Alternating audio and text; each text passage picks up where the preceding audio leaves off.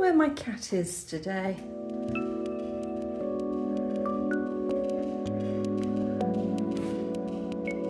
Hello, Jazz.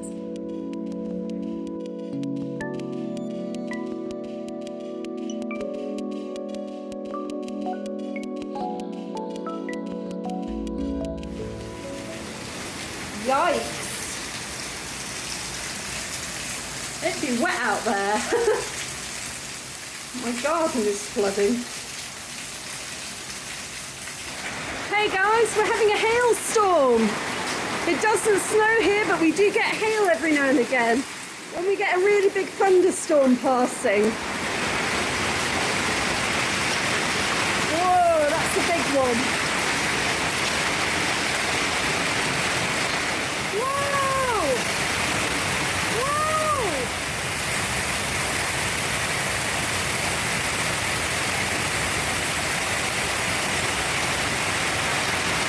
Whoa! I've never seen it this bad before. Whoa! Look at that! Oh my goodness! Look at this! Quick! Pour a gin and tonic! Whoa! What is this weather? But look how fast it melts away. It goes almost as quickly as it appears. That was quite a downpour.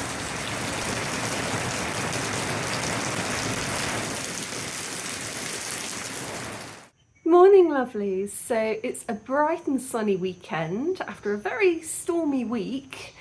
And I'm heading off to Heaven in Kayovu in town for brunch with my friends. There's a group of us girls and we tend to try and have brunch at least once a month.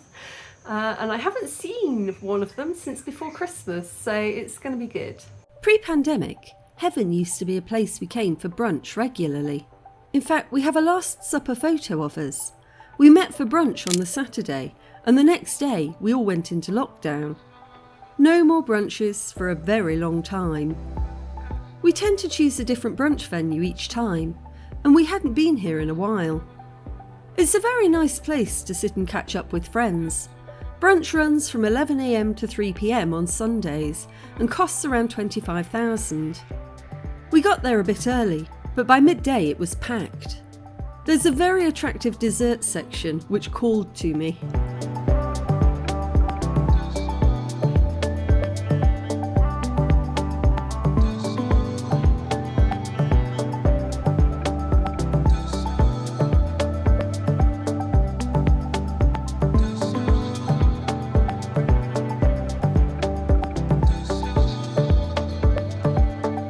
The main brunch is quite a traditional Rwandan melange with meat, potatoes, isombe, pizza and matoke, which is a savoury banana a bit like a potato.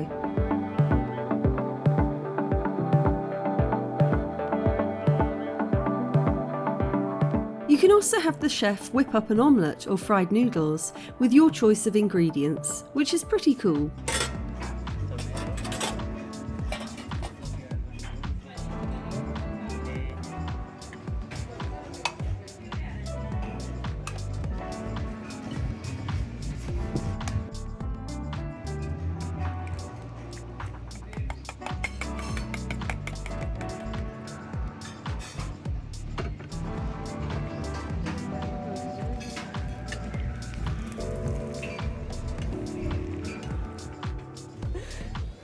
Yay! Oh, sweet one. What is that? Oh!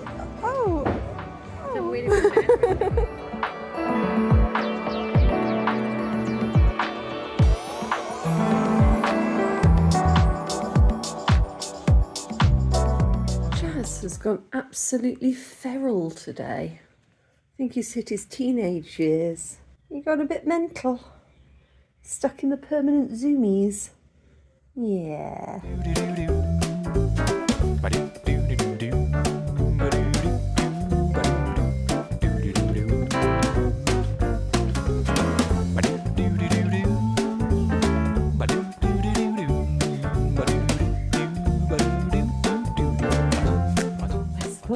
Where's Ball gone? Oh, there's the ball. Turned into a dog this morning. I throw it and he chases it. It's very strange. He even dropped it for me to throw earlier. Never seen a cat do that before. He's about 2 years old and these guys are about 8 years old, so they've had enough of him. But I think he's still quite lovely. I think you're still quite lovely. Morning guys, I'm just heading off to the airport to pick up my friends Harris and Rob. I'm very excited to see them. Every couple of years they come to visit. If you'd like to know how I know them, you can check out the last time they were here. The first video on that, I go into a little explanation of who Harris is and who Rob is.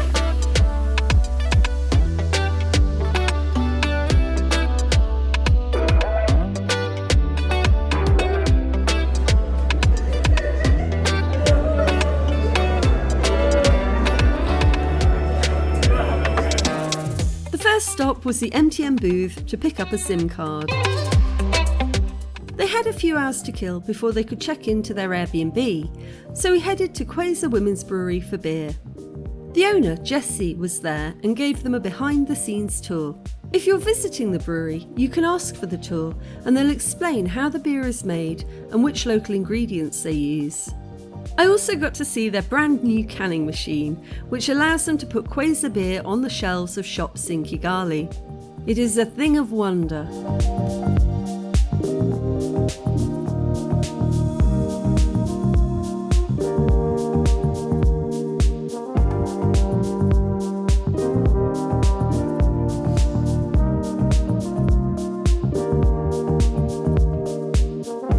Then it was time to try a beer safari, which is a little taster of everything. This is a mix of ginger beer and the rosy days with peanut.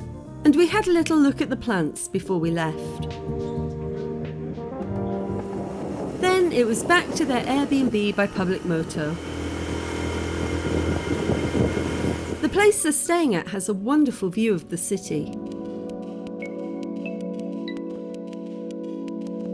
There was a guy making bricks below. And that's the centre of town over there.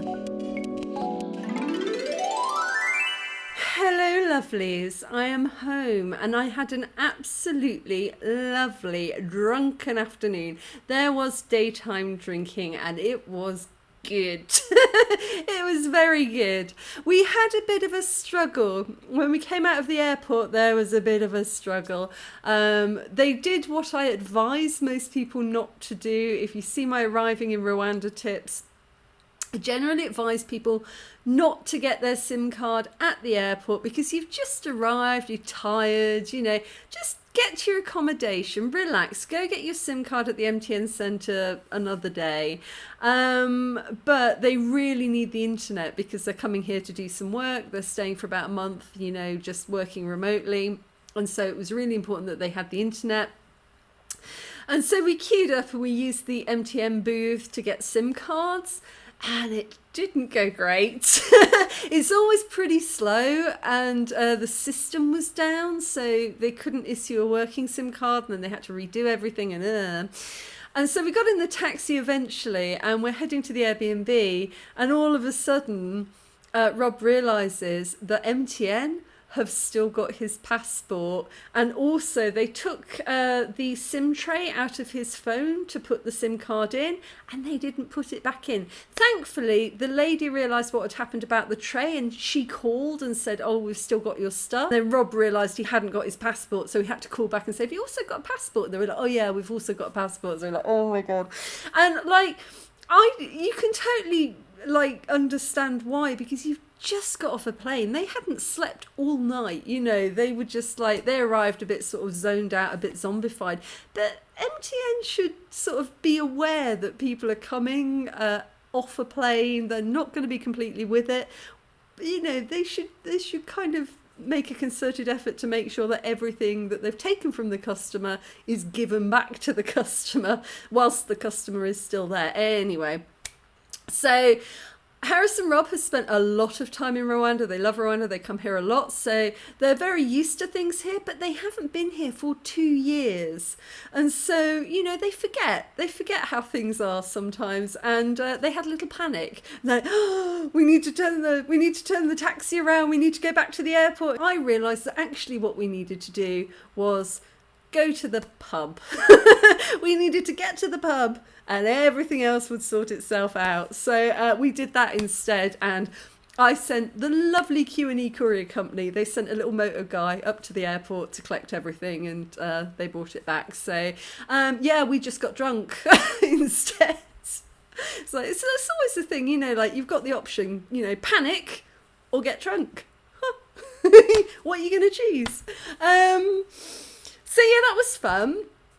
And we've also encountered another interesting little thing, which is Rob is Italian and he travels on his Italian EU passport, and he pays a fee when he comes into the country. So if you see my video on do I need a visa to enter Rwanda, you will know that if you're from a La Francophonie country or a Commonwealth country, you get the visa fee waived, so you don't have to pay to come in. But Italy is neither in the Commonwealth nor a La Francophonie country, so Rob has to pay to come in. However, Greece, which is where Harris is from, is neither a La Francophonie country nor a Commonwealth country, and he always gets waved through. They've never charged him to enter the country, and we can't figure out why. So, immigration, if you're watching, maybe you'd like to leave a little comment below and let us know, what is it about Greece? I mean, why do they get free entry? I mean, did they fight in the War of Liberation or something? Don't laugh at that, by the way. Really weird things sometimes happen. Like, I had friends in Nairobi, and we were trying to get our friend to come and visit from Armenia, and she said, I can't enter Kenya. And I said, why? And she said, well, I'm Armenian. And I'm like, and she was like, yeah, a long time ago, a couple of Armenians tried to stage a coup in Kenya. But I was like, what? Huh? Like, I had never heard about, nobody had ever heard about this, but apparently the Kenyan government had. So, random facts. So yeah, I mean, something weird must be going on here. What is it? What is the deal between Rwanda and Greece? I would love to know. And yeah, so I had a lovely time down the pub, and then we went to the Airbnb, and they're all settled in, and I'm really looking forward to doing a lot more drinking over the next month. And also, they've brought me goodies. They've brought me lots of goodies. So I thought what I'd do now is just very quickly go through some of the main things. I haven't opened the bag yet, so I'm just going to have a rummage through. The first stuff that they've brought me is a massive bottle of bourbon. They also brought me bungee cords. These are for securing stuff onto the back of my motorbike, which is how I got all of this swag home.